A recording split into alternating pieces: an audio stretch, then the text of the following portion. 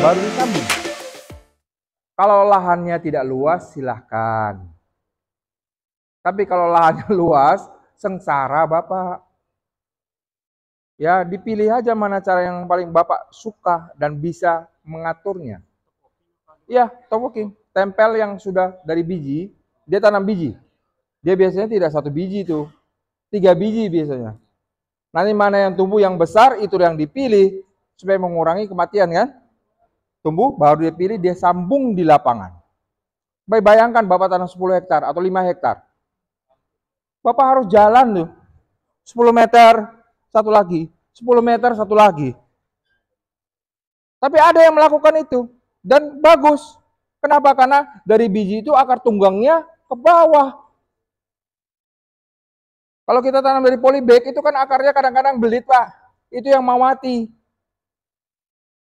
Kalau tanaman Bapak tanam dari polybag itu tidak respon, ya jangan kasih pupuk kimia dulu ya, biasanya organik aja kasih. Yang mau kasih humic acid, kasihkan E4 silakan. Kalau sudah flushing, paling tidak sudah 6 bulan, baru kita mau pupuk.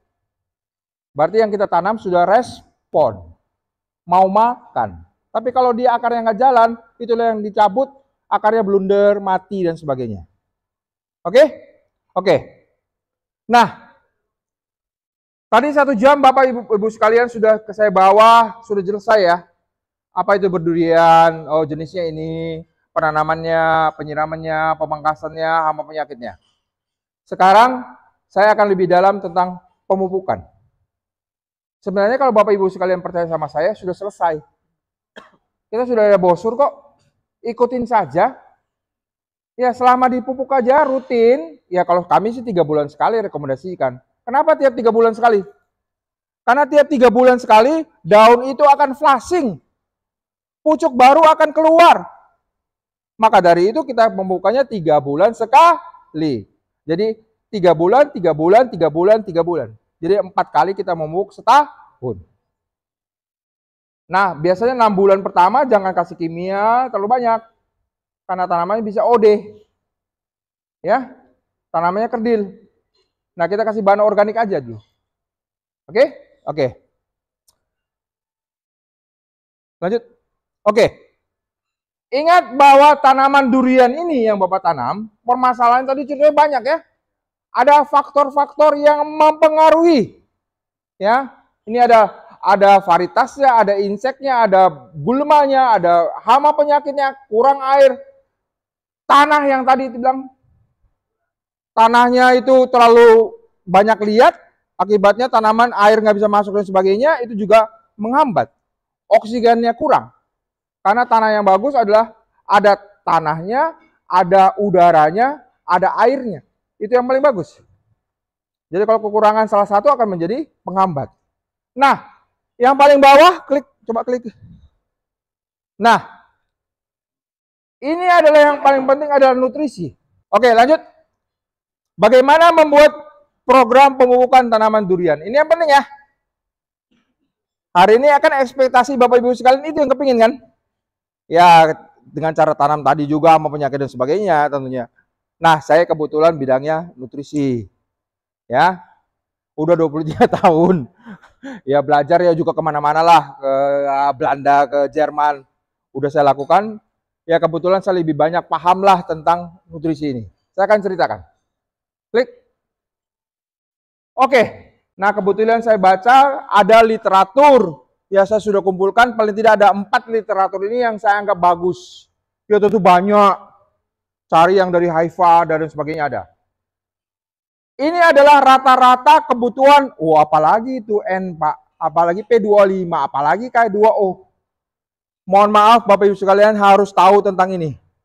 Karena pemupukannya itu ini. Yang saya pakai pertama adalah paham tentang NP dengan K, nitrogen fosfat dengan kalium. Oke, penulisannya di dalam bidang pertanian NP25K2O. Jadi dia dari data ini dikatakan kalau produksi 1 ton durian, ingat buah durian ya, bukan pohon durian. Hanya buahnya saja yang dipanen 1 ton, maka data dari 4 ini kalau kita rata-ratakan Ya, karena penelitiannya tahunnya berbeda, ada 2005, ada 967, ada 68, ada 2015. Kalau saya rata-ratakan, maka 4,8 itu kilo. 4,8 kilo K2O, kalium. Kemudian 0,7 kilogram dan 2,3 kilogram N akan terbawa kalau kita memanen 1 ton buah durian. Belum saya ceritakan yang lain. Magnesiumnya mana? Kalsiumnya mana? Sulfurnya mana? Mikronya mana? Hanya NPK saja loh. Kita bicara. Nah, kalau dari ini, data ini, berarti kita menangkap bahwa durian 1 ton itu akan lebih banyak kehilangan apa di situ? Kalium. Sudah kita dapat. Oh, kalau gitu saya harus pohon kalium lebih banyak lah supaya bagus. Yang kedua adalah nitrogen, yang ketiga adalah fosfat. Saya tidak bicara Mg, CaS dan sebagainya. Hanya NPK aja dulu. Oke? Ingat Pak, kalium penting untuk kualitas buah. Bapak kepingin warnanya bagus, enak, gulanya tinggi, kalium. Fosfat kecil, paling kecil. Kasih banyak fosfat, apa yang terjadi pada durian? Kalau dikasih fosfat tinggi, apa? Oke, bijinya besar, kulitnya tebal. Nitrogen dari amonium, tadi dikasih urea. Apa yang terjadi? Buahnya banyak. Maka dari itu kita harus pandai mengatur hara ini. Nah, saya hanya bicarakan NP dengan K karena kebutuhannya paling besar di tanaman. Oke? Nanti kita akan lihat. Kita akan bahas yang mana sebagai contoh. Oke, lanjut. Oke. Tanaman durian yang kita makan itu enak ya. Di dalamnya ada vitamin dan sebagainya, ada karbohidrat, ada gula dan sebagainya. Diambil dari tanah, dimasak di daun, melalui fotosintesis dan respirasi. Respirasi itu bernapas. Jadi kalau fotosintesis adalah ambil air, ambil nutrisi, masak di daun, matahari, masak dia. Habis itu, dia akan melakukan respirasi, merombak kembali makanan itu menjadi, ya melalui proses anabolisme dan katabolisme, nggak perlu tahu apa itu, ya menjadi karbohidrat, CH dengan O, ya kemudian menjadi lemak, menjadi protein. Protein itu adalah rantai yang asam amino, kemudian menjadi asam nukleat, pembawa DNA dan RNA, kemudian membawa lagi menjadi senyawa organik lainnya. Ini adalah proses dari fotosintesis dan respirasi. Tujuan akhirnya itu, Pak, menghasilkan itu. Kemudian dari itu, barulah menjadi akar, menjadi batang, menjadi daun, menjadi buah, dan lain-lain. Nah, ini adalah proses. Jadi kalau kita bilang ya kita pelajari ini semua, supaya kita bisa menghasilkan yang bagus untuk durian kita. Oke? Jadi ada pendapat. Jadi kalau begitu durian kita nggak dipupuk. Kok bagus? Kalau durian hutan ada satu yang bagus, ya satu bagus pasti tumbuh bagus. Yang lainnya mana? Ya mati. Ya ada yang nggak enak. Atau akarnya itu dapatlah toilet, septic tank dari masyarakat. Betul kan? Tapi ingat, kita kebun durian adalah berjarak tanam. Kita berkebun durian adalah ingin tanaman itu dalam jumlah yang lebih banyak, satu. Yang kedua adalah jarak tanamnya ada ya. Itu yang membedakan kita berkebun durian dengan tanaman durian hutan. Ya. Jadi hara diambil menjadi buah durian yang kita makan. Nah kalau haranya tidak ada, ya pasti rasanya akan lari. Oleh sebab itu buah lokal, yang nanti kapan-kapan kita bicarakan, khusus untuk buah lokal yang hutan. Bukan yang dikebunkan.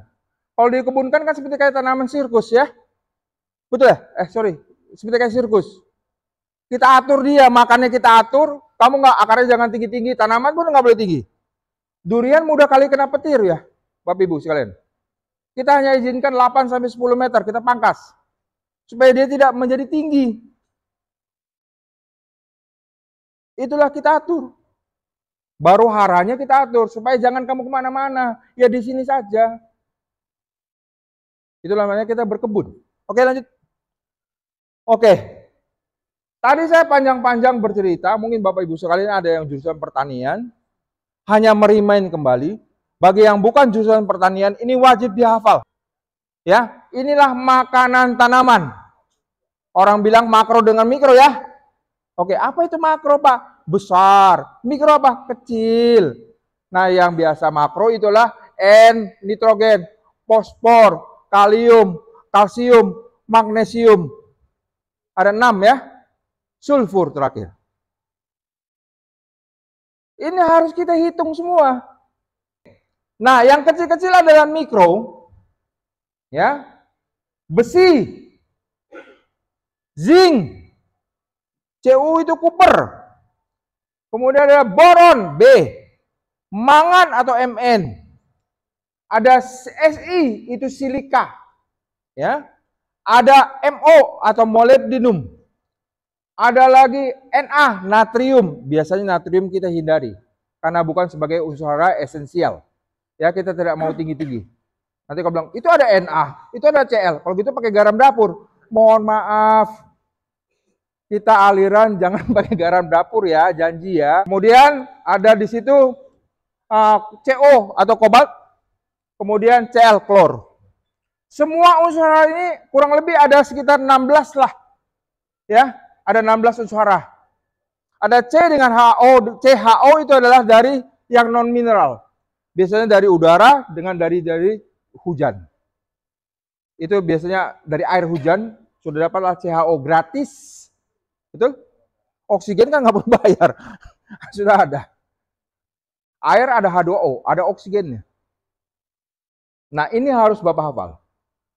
Baru Bapak pinter. Mengaturnya. Makro berarti dibutuhkan dalam jumlah lebih besar. Mikro jumlahkan dalam bentuk kecil. Seperti kayak garam dapur. Kalau makan kan nggak enak kalau nggak ada garam ya. Tapi kalau kebanyakan apa yang terjadi? Ya nggak enak. Nah, itu aja logika seperti itu. Ya, lanjut. Yang pertama, Bapak harus paham tentang pH tanah. Kenapa penting?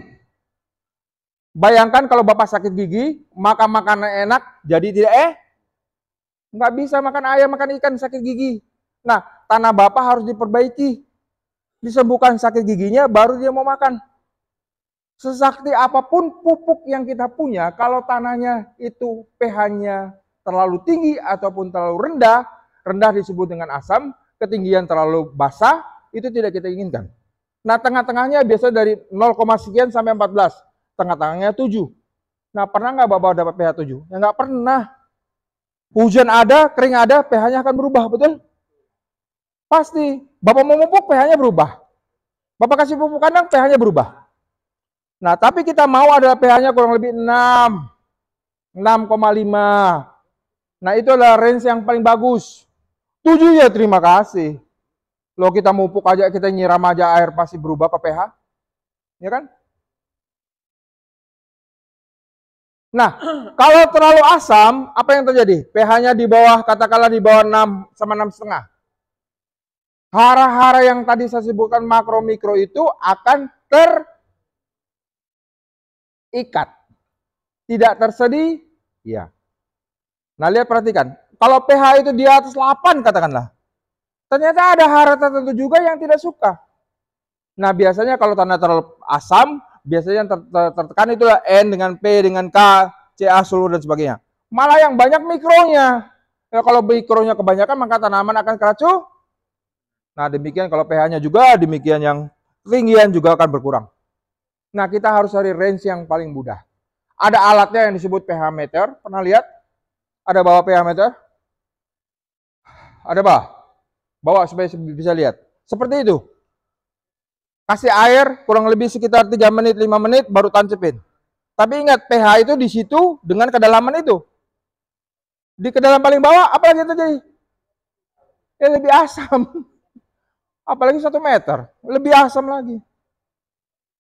Maka dari itu bahan organik yang kita masukkan, dolomit harus kita lakukan. Nanti saya ajarin cara penghitungan bahan organik dengan dolomit. Ini penting untuk Bapak. Dia akan Bapak dapatkan di mana-mana. Hari ini saya buka.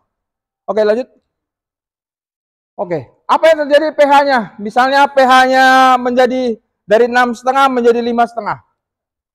Padahal cuma geser satu aja ya. Akar ternyata tidak suka pada pH yang asam. Kenapa? Karena ada aluminium yang tersedia banyak menjadi keracunan. Sehingga akar itu tidak mau keluar. Maka akar lebih tumbuh lebih bagus adalah pH ya 6,5, 6,5, 6,8 itu yang kita kejar. Oke, itulah alasan kenapa pH itu menjadi masalah. Ya. Terus oke, ini penting. Kenapa pH tanah itu penting? Ini adalah sebagai gambaran bahwa hara-hara seperti NP dengan K, nitrogen, fosfat, dan kalium, potas itu kalium ya. Potas itu bahasa Inggrisnya kalium.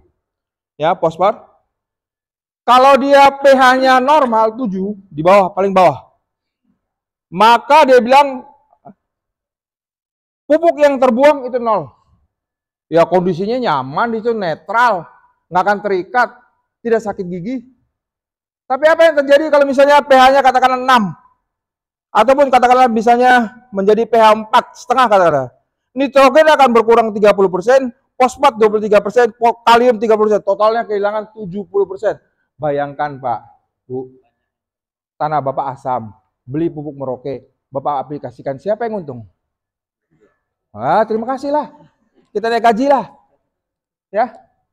Jadi jangan perbaiki pH tanah ya, supaya bapak ibu beli pupuk lebih banyak, supaya saya sama Alan dan tim naik gaji.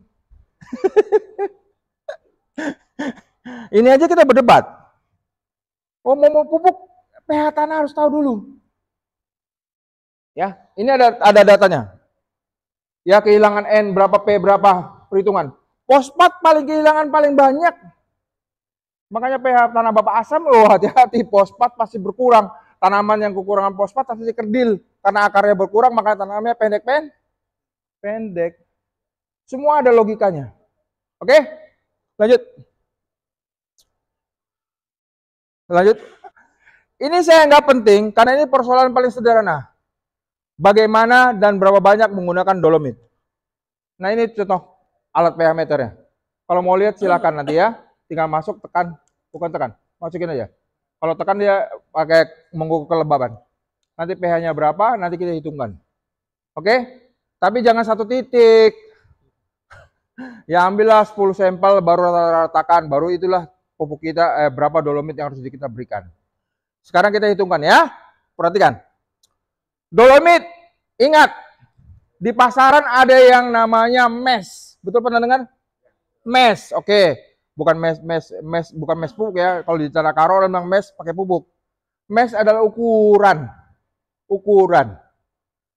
Biasanya sih 60, 80, 100. Bahkan sekarang ada yang 200 ya. Halus sekali. Tapi tetap itu batuan, tidak bisa larut. Ingat itu kan batu yang dihaluskan kan. Namanya batuan ya tetap nggak akan larut. Tapi makin halus dia akan kelarutannya akan lebih bagus daripada yang kasar. Beli yang mes 100. Kalau nggak punya uang ya beli 80, biasanya lebih murah. Kalau punya ya 100 lah, tapi ingat taburnya jangan banyak angin ya. Tabur angin, wah. Oke. Pakailah dolomit yang berukuran ya 100 yang saya bikin. Kemudian cara penghitungannya mudah. Dihafal nih, paling mudah ini. Ini asumsi ya, asumsi yang saya pakai. Tapi kan tanah saya beda Pak. Iya, kita asumsi aja. Tanahnya kalau tanah mineral lah. Oke? Ya, normal. Luas tanah 1 hektar. 10.000 meter persegi bukan? Oke. Tanah yang subur diasumsikan memiliki pH 6,5. Ya, 6,8, 6,5 lah ya. Oke. Asumsi dolomit yang diberikan adalah sekitar 2 ton per hektar. 2 ton per hektar, ingat. Ya kalau mau kasih 4 ton ya boleh, tapi kita gradual, pelan-pelan. Soalnya kalau kita langsung pakaikan 4 ton atau 6 ton, kaget. Ingat, CA yang tinggi akan menekan Mg dengan K kan? Ya nanti kita lihat yang slide selanjutnya. Nanti. Jadi kita rata-rata 2 ton lah per hektar. Kalau nggak tahun ini kita kasih, maka tahun depan kita kasih lagi, tahun depan kita kasih lagi.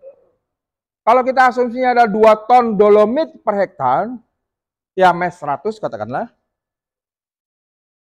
Maka kalau 2 ton dibagi dengan 1 hektar, 10.000 meter persegi, maka dapat 0,2 kg per meter persegi. Kalau durian bapak diameter yang 4 meter, diameter ya, bukan jari-jari ya. Jadi artinya adalah lebar daun sini sampai ke sana, itu adalah 4 meter, maka jari-jarinya 2 meter, maka kita bisa hitungkan. Tinggal rumusnya kan PR kuadrat ya, 22/7 kali R kali R.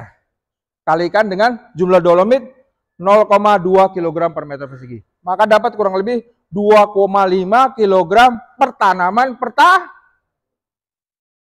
Mudah ya? Ya tahun depan kasih lagi. Tapi saya mau kasih 4 ton Pak, boleh. Berarti pakai dapat sekitar 5 kilo per tanaman per tahun. Iya, gradual itu bagus. Saya mau cerita itu. Tahun ini kasih 0,2 kg per meter persegi, tahun depan kasih lagi. Tahun depan kasih lagi. Setahun sekali. Setahun sekali. Jadi jangan mengganggu K dengan MG. Kalau CA Bapak ganggu terlalu banyak, K sama MG-nya turun. Makanya direkomendasikan adalah 2 ton per hektar. Oke? Tentang dolomit sudah jelas Pak ya? Pakai dosis 2 sampai 4 ton lah per hektar. Jadi 0,2 sampai 0,4 kg per meter persegi. pH 7, pH 6. Oke, pH 6 ke pH 7 artinya adalah pH 6 itu lebih asam 10 kali. Ingat, ini log ya, logaritma. Dari 6 ke 7, 6 disebut asam, adalah 6 itu 10 kali lebih asam dari pH 7. Sekarang saya tanya, kalau pH 5 dengan pH 7, pH 5 adalah berapa? 100 kali, karena 10 kali 10. Jadi pH ke 5 ke 7, dia harus mengajar 100 kali lebih asam. Ya butuh dolomitnya lebih banyak. Sekarang 5 ke 6, ya tetap 10. Tapi 5 ke 7, 2 kali, 10 kali 10, 100 kali.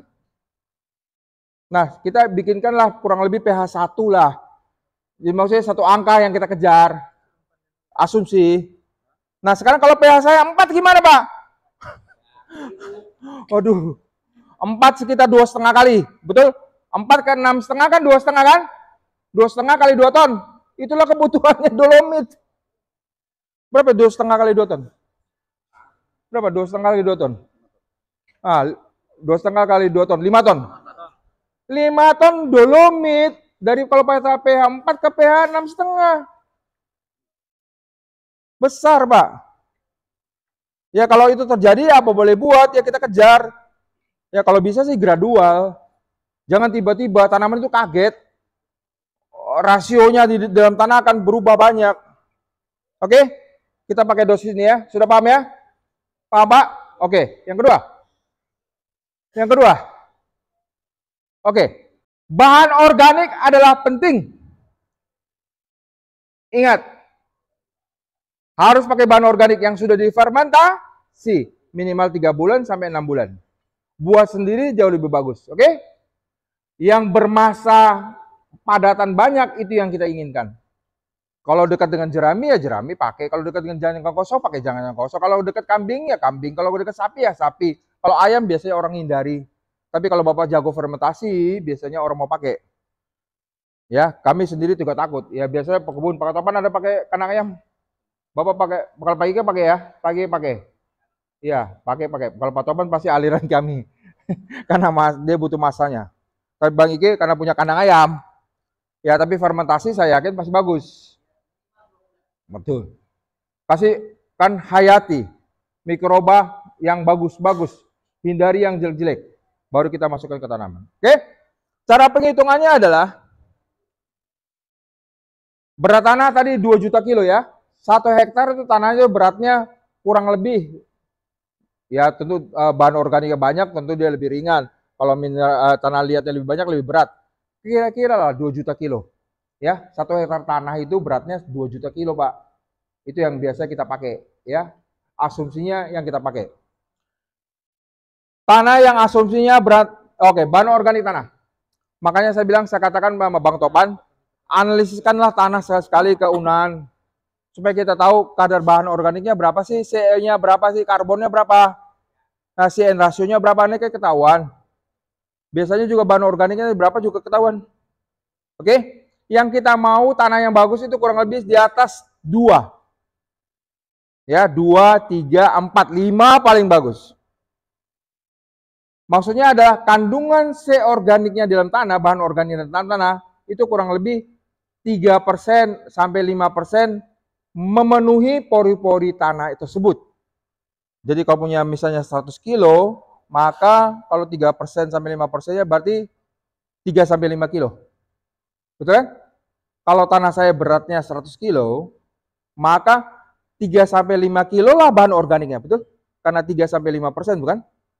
Oke. Bagaimana kalau misalnya tanahnya cuma 1% bahan organik? Bukannya nggak bagus, biasanya pertumbuhannya kurang bagus. Bahan organik banyak, dia bisa mengikat air, dia bisa mikrobanya juga bagus, itu yang kita kejar. Nah, cara penghitungannya adalah, kalau yang asumsi kandungan bahan organik tanah 3 sampai 5%, maka jika analisis tanah adalah 1%, ingat, bawa ke UNAN 1% aja Pak Catur, oke, 1% bisa tumbuh tapi kurang bagus, kita naikkan. Naikkan caranya gimana? Kalau kita perlu menambah 1% saja jadi menjadi 2%, maka 2 juta kilo per hektar kali 1% sampai 20 kg per hektar. Berarti 2 kilo per meter persegi. Nah, ini yang kita pakai. Kalau naikkan 1% berarti 2 kilo per meter persegi. Nah, kalau ingin 2% ya 4 kilo. Kalau naikkan sampai 3% ya 6 kilo per meter persegi. Nah, kalau sudah dapat ini kan tinggal dihitung aja kan. Jari-jarinya berapa kasih ya itu jumlahnya. Nah, kalau 1% 2 kilo, ya 2% kita 4 kilo. Nah, coba sekarang ini. Berapa bahan organik yang diperlukan jika menaikkan 1% bahan organik diameter tanaman 4 meter? Berapa? Cepat, Pak. Iya, hitungan ya, hitung. Cepat. Yuk. Mengenai ini Pak, kalau ini kan ini banyak. Iya. Iya, 200 kilo punya bahan bagus. Punya 500 kilo lebih bagus, tapi terlalu banyak. 200 kilo paling bagus. Sampai dengan top. Ya, selamanya. Baru kan tiap tahun kita tambahin. Tambahinnya berdasarkan itu. Kita rencana mau jadi ya, 200 kilo, Pak. 200 kilo. Bapak cuma mati 200 kilo. Bukannya nggak cukup, 500 kilo ini kebanyakan, Bapak. Masalahnya itu. Nggak sanggup nanti duitnya. Berapa meter? Berapa? Hah? 25 kilo. Ya udah, 25 kilo. Berarti tanaman saya harus dikasih 25 kilo. Setahun sekali aja kasih. Dolomit juga setahun sekali kan. Tapi itu jangan diapa-apain, silakan dia tanaman tumbuh. Nah, perhitungan dolomit dengan bahan organik sudah selesai. Sudah paham? Ya, oke. Ingat, ini dasar ya. Saya belum bicara yang lain. Berarti sudah selesai. Oke, lanjut. Oke. Nah, ini adalah data yang paling bagus, perhatikan. Kalau misalnya Bapak punya tanah kurang dari 2% bahan organiknya. Biasanya KTK-nya ya mau rendah sampai tinggi biar saja, ya, tapi tidak akan harus ditambahkan bahan organik. Karena kan dia di bawah 1% kan. Ya tambahkan bahan organik. Nah, sekarang ceritanya gini. Kalau kita 2-5% hasil analisis bahan organik di tanah kita. Tapi KTK kita, apa itu KTK lagi ya? Aduh, mampus kita. Oke, KTK adalah kapasitas tukar kation. Kapasitas tukar kation adalah bank. Ibaratkan bank, kalau dia punya bank, maka dia punya uang cukup untuk menukar. Makin tinggi jumlah bank, makin banyak jumlah bank, dia mampu untuk menukar hara-hara tadi. Ada nitrogen, ada fosfor, ada kalium ditukar. Nah, kalau KTK-nya rendah, maka banknya sedikit, maka menukar uangnya juga sedikit. Nah, biasanya kalau bahan organiknya Bapak tinggi, tapi kalau KTK-nya di bawah 20, bawa aja ke analisis, ketahuan. Nanti dihitungkan kejenuhan asamnya, kejenuhan basanya, dapatlah KTK-nya. Ya. Maka Bapak tindakan adalah tambahkan bahan organik yang berkualitas. Nah, tindakan yang ketiga, tanah Bapak itu banyak organiknya, ya. Tapi KTK-nya kok di bawah 20, seharusnya kan di bawah lebih dari 5% itu kan kita ibaratkan KTK-nya masih tinggi kan. Tapi KTK-nya di bawah 20, apa yang dilakukan? Dia tambahkan mikroba tanah. Berarti mikroba tanah yang kurang untuk memproses bahan organik tadi. Nah, kalau Bapak dapatkan misalnya lebih dari 5% bahan organiknya, KTK-nya lebih dari 25, dapat lebih dari 20, ya sudah Bapak tanahnya bagus. Nah, tabel ini biasa kita pakai untuk mengukur apa masalahnya di lapangan. Jelas ya? Jadi bertani durian susah ya? Makanya kalau yang nanam 100 hektar itu mau apa itu? Nggak, aku tanya aja. Katakanlah Ibu Tri yang sudah dokter, berani nggak nanam 100 hektar? Takut, kita pun takut. Karena masalahnya banyak yang harus kita hitung. Belum lagi melihat satu-satu pohonnya. Ini bosnya nggak pernah turun. Duitnya aja turun. Ya habislah kebunnya. Ya kan? Jadi tidak mudah. Yang harus kita ciptakan ini banyak. Lanjut. Oke. Ini adalah yang perlu Bapak hanya ketahui ya. Tidak perlu pusing ya. Saya tahu ini Bapak bukan pertanian. Tapi ini saya harus ceritakan. Ini adalah orang bilang hukum Libby. Muldercat. Ada Libby dan Muldercat.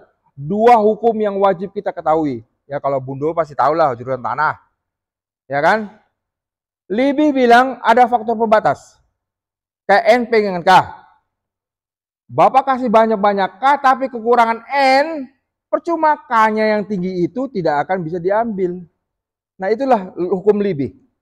Dia katakan bahwa tanaman itu punya drumnya. Ada rasio NB dengan K-nya. Tadi katakan bilang, N itu tadi 4 kilo ya. N 4 kilo, K-nya 4, N-nya kurang lebih 2, sekian, P-nya 0, tadi ya 0,7. Itu adalah drumnya. Nah sekarang misalnya gini, N-nya itu 1, maka yang tadi K-nya 4 tidak akan bisa diambil 4. Dia mungkin dapat 3 karena N yang menjadi faktor pembatas. Itu hukum yang pertama. Jadi faktor pembatas minimum. Bukan hanya nutrisi, termasuk adalah cahaya matahari. Nutrisi banyak, sudah sesuai drum. Kenapa kok nggak jalan? Ya karena mataharinya kurang, menjadi faktor pembatas. Airnya kurang, jadi faktor pembatas. Oke? Oke. Hukum yang kedua adalah Muldercat. Dia katakan begini, hara-hara yang tadi NP, KC, AMGS, dan sebagainya, itu saling bisa berlawanan, ada yang bisa saling membantu. Nah biasanya kalau dia sama-sama positif akan berkelahi kan, sama-sama negatif akan berkelahi. Kalau dia berbeda, yang dia punya aliran listrik yang berbeda, maka akan membantu. Nah kita bicara yang tadi saya katakan, kenapa K, CA sama MG sama-sama positif kan? K itu 1, MG itu 2 positif, CA itu 2 positif. Nah kalau ini bergabung, itu saling menekan Pak. Yang tinggi akan menekan yang lain. Nah, perimbangan itu yang perlu dipelajari. Oke? Ini tabel itu menunjukkan itu. Ya, rumit memang, pelan-pelan. Ya, hanya untuk tahu aja. Terus lanjut, please. Oke. Bagaimana caranya tahu tanaman itu kekurangan unsur hara? Ini penting, Pak. Tanaman kalau bicara takut ya. Tanaman nggak punya mulut. Nah, tanaman itu bisa berbicara dengan melalui daun. Ini daun eukaliptus. Hati-hati. Tanaman lain juga bisa berubah ya. Tapi ciri-cirinya mendekati. Ini tanaman eukaliptus, saya ada buku eukaliptus dari Australia, saya ambil. Ya, jangan nanti bilang, oh Pak Catur kasih gambar itu. Wah, mana nih? Kok nggak ada? Ya itu tanaman eukaliptus kok. Durian belum dibikin. Nanti ada sedikit-sedikit ada, sudah ada mulai diteliti. Tapi dari sini kita ketahui adalah Kalau kekurangan unsur hara makro NP dengan K, lihat saja tanaman itu di bawah. Jadi di daun tua. Ini. NP dengan K di bawah. Daun yang lebih tua. Tapi kalau kita bicaranya mikro, tinggal ada S dengan CA. S dengan CA itu di atas. Hara makro yang di atas, itu pucuk dengan unsur mikro. Jadi pucuk-pucuk itu adalah gejala unsur mikro. Jadi lihat aja, oh ini berarti NP atau enggak K, karena daun tua. Oh pucuk-pucuk, oh mikro ada Ca sama sulfur. Nah yang mana satu? Nah itulah yang bisa kita baca. Tanaman akan berbicara sama kita. Saya kekurangan ini, kamu kok nggak lihat sih? Ya kita kasih lah. Oke? Ini perlu dipelajari. Terus lanjut. Oke, ini pada durian. Saya mencoba mengumpulkannya pelan-pelan. Kebetulan ada sedikit-sedikit. Yang di atas kiri adalah nitrogen. Nitrogen ya biasa untuk fotosintesis kan. Biasa di daun tua menguning. Oke. Yang di sebelah tengah itu adalah Cu. Cu adalah mikro. Di durian biasanya adalah di daun-daunnya mengering pinggirannya. Kemudian di sini adalah boron. Boron adalah mikro, berarti di pucuk bisa pucuknya tidak membuka, keriting, juga malformasi buah. Itu kekurangan boron. Ya. Buah bentuknya tidak bagus itu adalah boron. Terus itu humic acid itu adalah zinc. Ya. Saya cuma dapat ini yang sudah dipublikasikan. Kalau tanya fosfat gimana? Ya biasanya kalau kekurangan fosfat itu udah daun tua, kemudian biasanya daunnya mengecil. Ya, kalau kalium bagaimana? Daun tua biasanya kuningnya dari pinggiran. Itu biasanya ditanam umum secara itu. Ya. Belum yang dimasukkan di sini adalah besi. Biasanya saya mengamati ada besi sama Mg. Mg biasanya tulang daunnya hijau, tengah-tengahnya kuning. Kalau kekurangan besi biasanya pucuk, daunnya itu memutih. Kuning kemudian memutih, daunnya di pucuk. Itu juga sering terjadi ada di kebun durian, kekurangan Fe. Oke, lanjut. Nah ini sambil dari presentasi pertanian kita. Dikatakan bahwa ini adalah gejala kekurangan karena kekurangan hara. Ya. Biasanya pantat buahnya itu pecah-pecah atau menghitam. Kemudian buahnya tidak matang merata. Itu adalah kekurangan kalsium. Jadi uneven ripening, UFR itu kekurangan kalsium. Pantatnya mudah pecah, tapi varietas tertentu durian itu ada yang 1 hari 2 hari udah pecah ya. Itu termasuk genetik. Ya, ada genetik. Tapi kalsium akan membantu dia untuk ya memperlambat mungkin 1 hari lah. Tapi biasanya kalau durian cukup kalsium biasanya bagus. Oke? Lanjut. Ini adalah boron. Boron ya malformasi sama black seed. Biasanya itu. Kekurangan boron. Makanya kita gabungkan Pak, kalsium plus boron itu paling ampuh karena titik-titik tumbuh. Ya, jaringan meristem titik-titik tumbuh itu butuhkan Ca sama B. Oke? Terus ini adalah pematangan buah, oke. Sama ya. Kelebihan air. Ini yang disebut dengan wet core. Ya, kalau hujan banyak akan terjadi wet core, tapi kalau ada kalsiumnya juga akan membantu dia menghindari ini. Tapi kalau banyak hujan ya wet core banyak terjadi juga. Ya, dolomit bisa membantu, ya kita punya karet plus boron juga membantu. Di belakang itu ada contoh-contoh pupuk kita, begitu banyak. Kita adalah perusahaan swasta yang paling lengkap di Indonesia. Ada kurang lebih sekitar 34 produk, satu-satunya perusahaan di Indonesia yang paling banyak pupuk itu. Karena tidak bisa menciptakan satu. Pak Catur, jangan dong ciptakan pupuk yang banyak-banyak. Satu jenis atau 2 jenis saja yang dipakai. Nggak bisa. Nggak bisa, Pak. Dalam kimiawi ada yang tidak boleh dicampur sama-sama. Terus kemudian ada yang mau memakai tunggal. Tanaman yang dipakai kan juga bukan durian. Ya kan, kalau durian jual ke Bapak, gimana gaji saya dengan kawan-kawan? Kami punya padi, kami punya sawit, kami punya pohon yang lain. Oleh sebab itu pupuk yang kami ciptakan ini ya untuk pertanian di Indonesia lah secara umum. Ya tinggal kita khusus-khususnya nanti. Lanjut. Oke, di mana kita mau pupuk? Itu di bawah kanopi. Tadi pertanyaan Bapak. Berapa sih jarak dari batang? Ya kurang lebih selangkah lah, Pak. Ya, kalau kecil ya agak sedikit. Tapi kalau selangkah lah. Jangan dipupuk. Selebihnya pupuk aja di bawah kanopi. Selesai itu. Terus nggak usah dibolong-bolongi lah. Kalau Bapak pakai pupuk kita yang Pril, NPK Mutiara itu bentuk Pril ya. Wah, apalagi Pril itu. Aduh, ampun kita.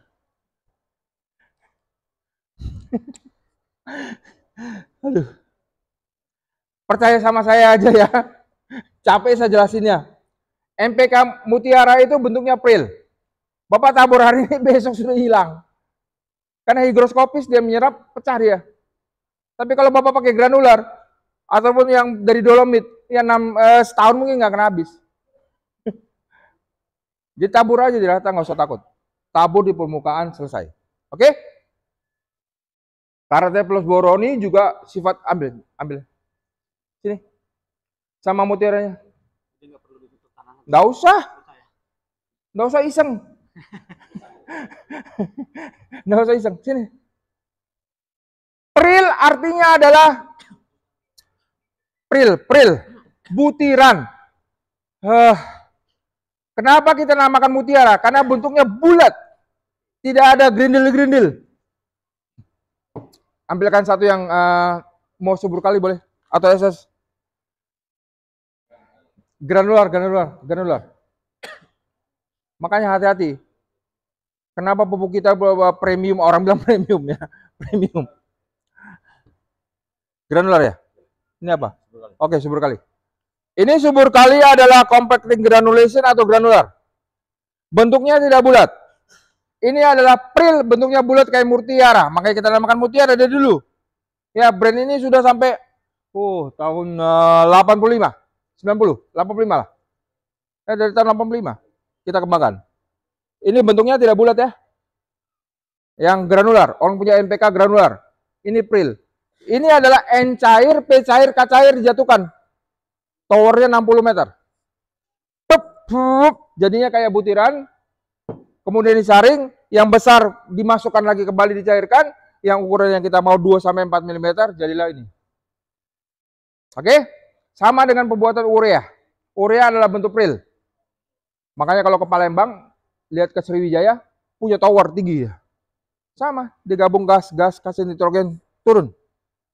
Tapi kalau granular, tidak. Ya, chemical processing, ya digeril-geril, jadi disaring, dipisahkan, baru jadi. Pril dengan granular ya tinggi harga Pril. Makanya harus apple to apple membandingkannya. Pril lawan dengan Pril, jangan Pril sama granular, pasti Pril akan menang. Granular akan lebih rendah harganya dibandingkan dengan Pril, itu aja. Makanya harus jujur. Ini adalah yang Karate plus boroni. Ini kalau dibuka Pak, dia istilahnya kan kalsium nitrat. N itu kan higroskopis. Menyerap uap air akan basah. Maka dari itu mudah caking. Makanya kita kasih tahu kepada dealer. Kalau Karate plus boroni ya jangan dibuka lah ya. Di Bukit Tinggi mereka buka karena lebih dingin kan. Coba kalau di Padang buka, berair. Nah, pupuk punya sifat higroskopis. Hati-hati, habis pakai harus ditutup rapi-rapi. Kalau enggak dia akan jadi batu. Karena dia menyerap uap air. Oke? Selingan. Oke. Bagaimana kita memupuk durian? Oke. Perhatikan, paling mudah begini. Tanaman durian mengambil makanan dari tanah. Tapi yang dari tanah itu, perhatikan. Dari tanah, dia akan terikat Karena pH-nya rendah. Sakit gigi dia, tadi kan? Dia menjadi hara yang tidak tersedia.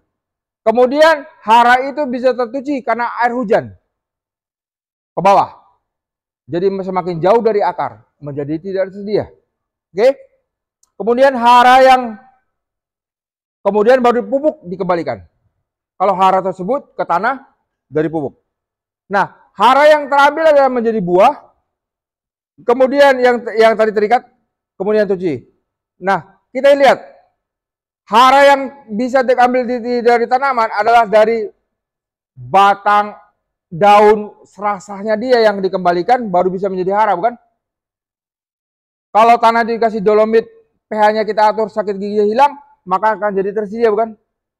Nah, kalau misalnya pupuk, itulah kekurangannya baru kita tambahkan.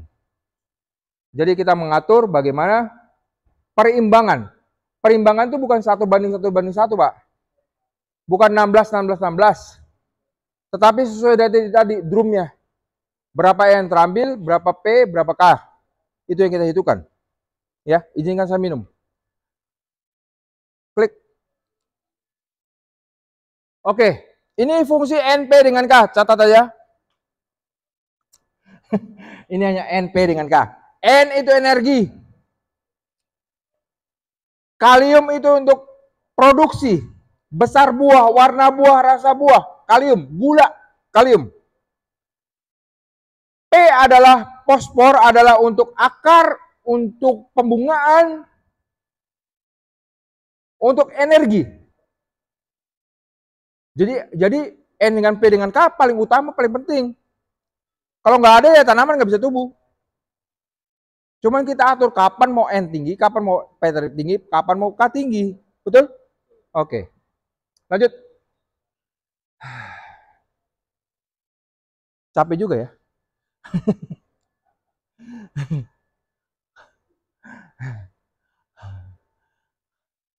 Perhatikan saja bahwa tanaman ada vegetatif dan generatif. Oke? Vegetatif adalah tanaman itu tidak mau bunga, belum menghasilkan buah. Nah, kalau kita tanam cabai, jelas kapan dia vegetatif, kemudian berbunga dan berbuah. Itulah generatif. Nah, durian 4 tahun pertama adalah vegetatif. Tapi kalau sudah 5 tahun kelima, dia punya 2. Dia ada setengahnya dia vegetatif, kemudian adalah setengahnya lagi adalah generatif. Kalau haranya cukup. Nah, kalau caharanya salah, dia nggak mau keluar bunga. Kalau CN rasionya nggak 20, dia nggak mau keluar bunga. Katakanlah dapat CN rasio 10, mau bunga dia? Nggak mau bunga. Makanya harus diatur. Oke?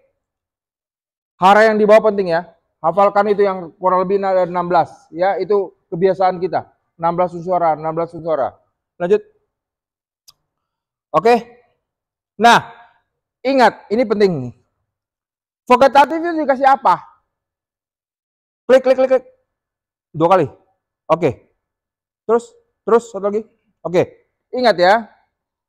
Saya ada lihat, kasih di bawah adalah kecukupan. Kecukupan. Kalau tidak terpenuhi ini kecukupan, maka ini kacau. Oke? Di bawahnya cukup, CAMG, sulfur, dan mikro, maka kita bisa mengatur vegetatif adalah N tinggi, P tinggi, K-nya kecil. Cari formula itu. Mau pakai MAPE boleh, mau pakai SS boleh, mau pakai campuran sendiri boleh. Yang penting N dengan P, K-nya rendah. Itu vegetatif.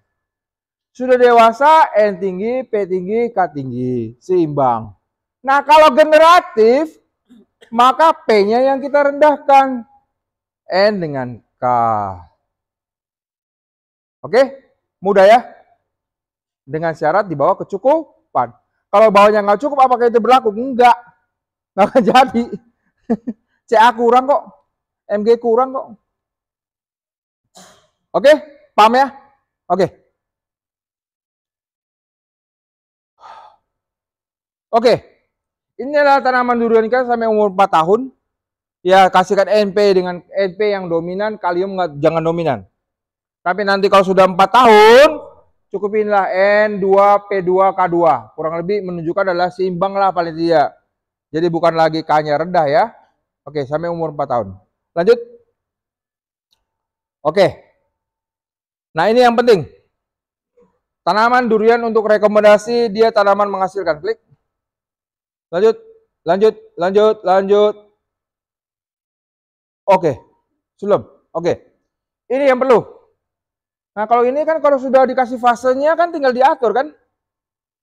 Kalau kita tanaman vegetatif, maka N yang utama ya N dengan P. Tapi kalau dia sudah masuk ke generatif, Pak, P dengan K yang utama. Ingat, gini. Maksudnya gini. Maksudnya gini ya. Ini adalah N yang vegetatif, N dengan P. Tapi waktu dia masuk generatif, P dengan K utamakan, Pak. N-nya kita rendahkan. Nah, waktu dia generatif pengisian buah, K-nya kita tinggikan, N-nya kedua, P-nya paling rendah. Sudah selesai. Nah, carilah pupuknya. Kalau pakai Merauke, terima kasih. Nggak pakai Merauke, silahkan. Tapi konsultasinya sama orang lain ya. Jangan saya.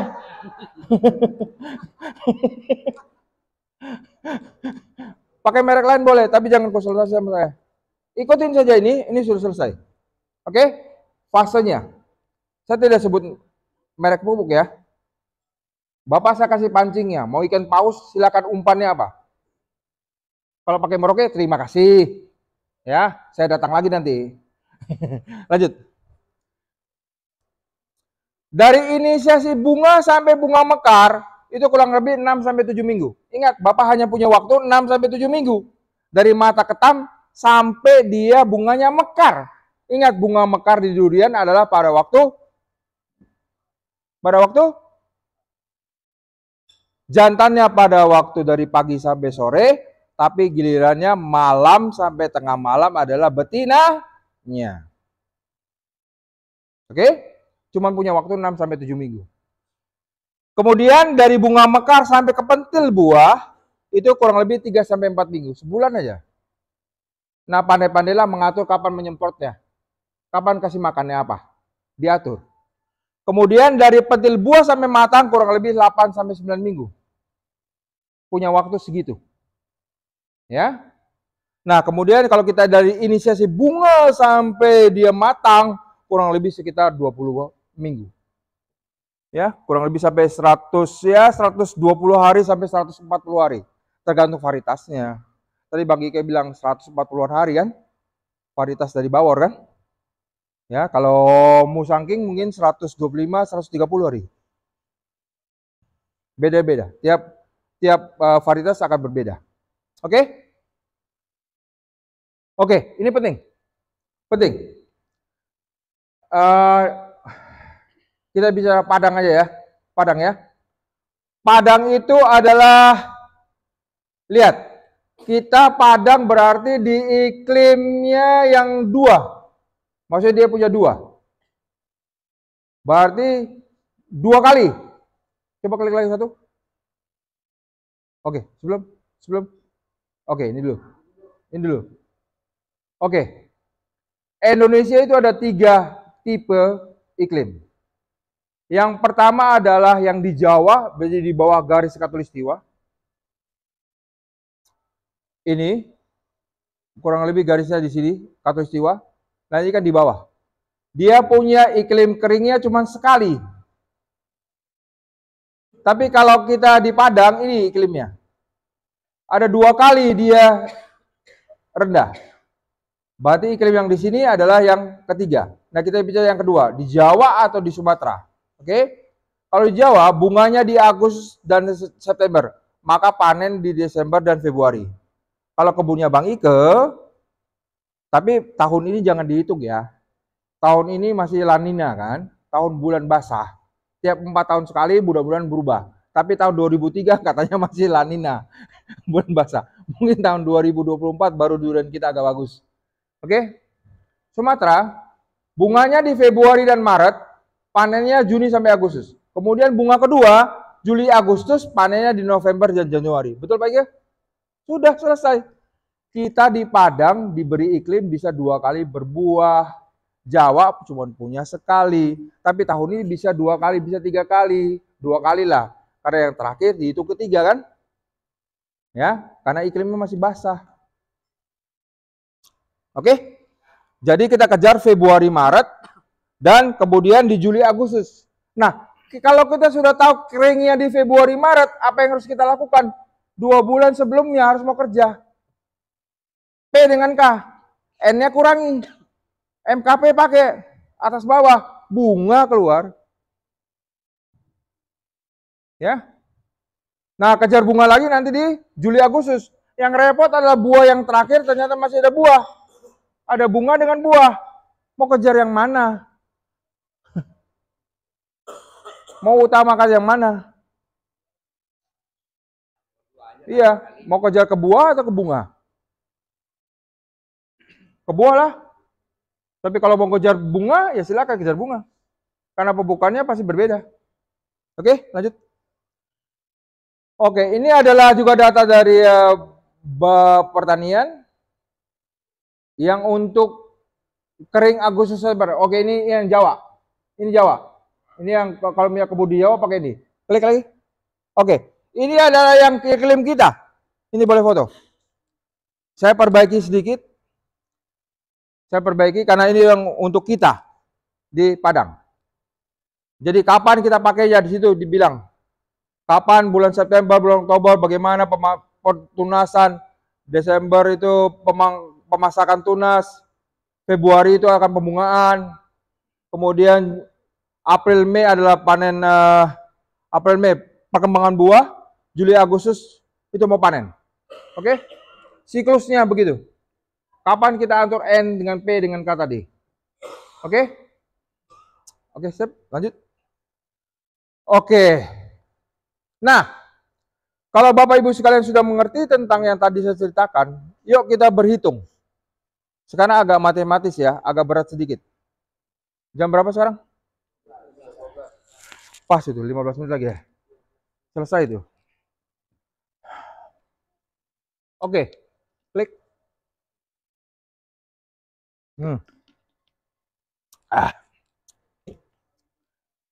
Ribet ya. Sudah mulai gemetar.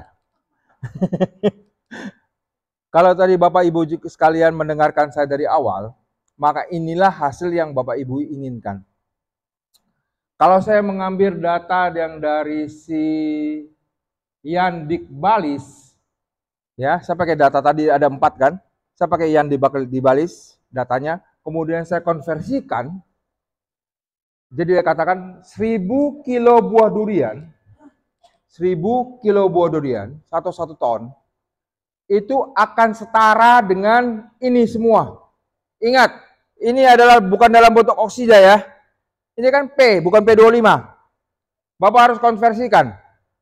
Dari P ke P25 baru dapatkan pupuknya.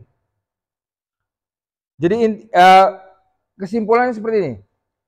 1 ton buah durian, bukan pohon durian ya. Ingat. Oke. Ada batangnya, daunnya nggak dihitung ya. Belum saya hitung. Ya, lusisnya pun belum saya hitung. Hanya buah durian. Oke. N berapa, P berapa, K-nya baca sampai S. Maka inilah adalah hara yang kalau kita setarakan pupuk. Tapi saya hitungkan pupuk tunggal. Kenapa? Kalau pupuk tunggal kan mudah ya. Ini bukan rekomendasi ya. Ini logika. Bahwa kalau 1 ton buah durian akan terambil urea sebanyak 4,26 kg. Bukan kita suruh pakai urea, bukan. Oh, jumlahnya segitulah habis. Setara dengan 1,89 kilo TSP. Setara dengan 8,8 kilo KCl. Setara dengan 1 kilo dolomit. Setara dengan 2,4 kilo kiserit. Kalau pakai pupuk itu. Nah, kita tinggal hitungkan saja jenis pupuknya yang mau dipakai apa. Kan tinggal dihitungin. Kan mudah, ya. Ini ada dasarnya. Dari sini mau pakai pupuk apa, tinggal dihitung.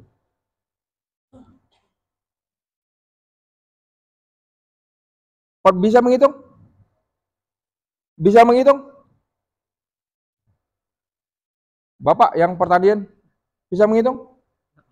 Hah? Oke. Katakanlah kita menggunakan urea. Ini kita bicara ya. Saya kasih contoh. Urea kan mengandung 46% nitrogen kan? 46% nitrogen. Kalau dia membutuhkan 1,96 kilo, maka ureanya berapa? Maka 100/46 kali 1,96. Nah, itulah dapatnya. Kalau menggunakan TSP adalah 46% P2O5. P-nya itu harus dirubah ke P2O5. Ingat, P kan bukan P25 kan? Kita harus hitungkan. P menjadi P25 adalah 1 berapa nih? 1, berapa? 3 ya? Hah? 3,06. Oke. Angka P 0,38 dikalikan dengan 3,06 kalikan 100 dibagi 46 dapatlah TSP. Itulah angkanya. Oke, seterusnya KCl adalah 60% K2O. K konversi ke K2O kalikan 100/60 dapatlah itu KCl. Dan seterusnya. Kalau menggunakan pupuk majemuk yang tinggal dihitungkan N-nya berapa? 16% N, 16% P, 25, 16% K2O. Dapat tinggal dihitung-hitung. Oke? Nah, tapi kan Bapak Ibu sekalian nanti pusing ya. Ada kalkulatornya udah dibikin. Tapi jadi malas ya. Tinggal diklik-klik aja. Oke? Nah, sekarang logikanya adalah tadi buah durian sudah, sekarang kan kita harus hitungkan lusis kan? Klik coba. Klik. Oke. Ini saya pakai si Dibalis ya. Penelitian dia. Dia katakan adalah kalau N lusisnya berapa, kalau P lusisnya berapa, kalau K lusisnya berapa. Maka kalau kita hitungkan konversi ke lusisnya, maka akan menjadi seperti ini. Klik. Lebih tinggi. Coba klik yang tadi sebelumnya. Sebelum yang ini. Klik lagi. Oke. 4,26. Klik lagi. Klik menjadi 5,8. Kalau kita hitung lusisnya. Jadi kalau Pak Ike menghasilkan 8 ton, kalikan 8. Itulah jumlah pupuknya kalau kita mau hitung matematika. Tinggi. Ya kalau saya bilang 9-12 kilo itu udah cukup. Karena Bapak pakai pupuk majemuk, bukan pakai pupuk tunggal. Oke? Jelas? Oke, lanjut. Oke, ini jenis-jenisnya pupuk, perhatikan. Ada majemuk, terus peril granular, ada compacting, ada blending, ada pupuk tunggal, ada yang water soluble. Ambil magnesium, cepat, magnesium, water soluble. Cepat ya, satu cepat, Makes, yang packing. Cepat. Sama satu yang MPK 16. Kalau ada logo butiran, makanya kita harus, ya saya harus jelaskan supaya bisa paham cerdas penggunaan pupuk Merauke. Ini adalah bentuk pril. Berarti pril bentuknya. Lihat logonya. Kalau ya dia ini butiran air, berarti water soluble. Ini adalah crystalline. Ini seperti kayak gula. Larutkan air habis. Kalau ini dia masih ada ampas. Karena dia bukan crystalline. Tapi dia lebih larut daripada yang bentuk granular. Karena N cair, P cair, K cair. Tapi dia masih ada ampasnya. Ini nggak ada ampas. Makanya bisa dipakai kocor, mau pakai foliar untuk daun. Ya, kita banyak jenis ini. KNO3 juga ada, magnesium sulfat ada, MKP ada, MAP ada, SOP ada. SOP penting. Ada SOP? Oke. Ini kalau gabungkan, kalau Bapak kepingin kulit buahnya hijau, warnanya juga bagus, MG. Daging. Ini diperlukan karena K2SO4. Ini adalah K sama dengan KCl tapi dia bentuknya bebas klor. K2SO4. Jadi klornya nggak ada. Digabungkan dengan sulfur. Durian butuh sulfur. K-nya juga butuh. Jadi penting untuk pembesaran dan pengisian buah. Wajib. Durian. Foliar dan kocor. Kalau foliar kurang lebih pakai 2 gram. Kalau kocor pakai dosis sekitar 4 sampai 5 gram. 5 gram lah pakai. Kalau kocor kan lebih banyak dia. Kalau foliar cuma 2 gram aja pakai. Oke? Sensitif klor. Ya, klor tidak diinginkan, tapi butuh sedikit. Karena klor dibutuhkan juga untuk buka tutup stomata. Karena KCa sama klor dibutuhkan untuk stomata. Tapi tidak boleh terlalu tinggi. Kalau klor tinggi, kalau menggunakan KCl, maka daging buahnya pasti ada memar putih. Dia pematangannya tidak sempurna. Makanya kita hindari sebenarnya klor terlalu banyak pada durian. Pak, itu kan kalau penyemprotan apa boleh dicampur-campur gitu? Iya, Ca sama sulfur nggak boleh gabung. Cuman yang tidak boleh gabung ini, Ca. Kenapa Ca dibikin dengan sendiri? Karena dia tidak boleh bergabung dengan fosfat dan sulfur. Yang lainnya gabung. Hah? Iya, oke. Bapak Ibu sekalian klik cepat. Kita closing. Oke, jenis pupuk banyak. Oke, nanti kita bicara lagi. Terus rekomendasi sudah ada dalam buku, tinggal ikutin. Bapak mau hitung sendiri, boleh. Pasti dapatnya sama. Terus oke, ini ada yang dulu kita mau promosi 92525, kita sudah ciptakan kalkulatornya juga. Kalau mau pakai silakan. Per kilo buah durian yang terangkut panen. Ingat, ini hanya buah durian yang dipanen. Kita belum dihitungkan di batang berapa, akar berapa, daun berapa. Itu aja. Terus, oke. Durian makin dinikmati, mudah-mudahan Sumatera Barat menghasilkan buah yang bagus. Kita bisa mengundang turis-turis datang ya. Tapi penuhi nutrisinya. Tidak akan bisa durian enak kalau tidak nutrisi yang bagus. Terus, oke. Ilmu sudah digelar, sekarang yang terpenting adalah kemampuan menerapkannya. Bapak menjadi petani, sudah memilih petani, harus rajin ke lapangan. Terus, oke. Setiap nutrisi yang terangkut penutup, perhatikan baik-baik. Setiap nutrisi yang terangkut panen oleh buah durian, maka sejumlah nutrisi harus dikembalikan ke tanah tempat durian berproduksi tersebut agar kenikmatannya dapat dinikmati terus-menerus. Jangan tahun ini panen, tahun depan panennya nggak enak. Makanya dari itu harus stabil. Oke, selamat siang, selamat istirahat. Kita akan kembali jam 1.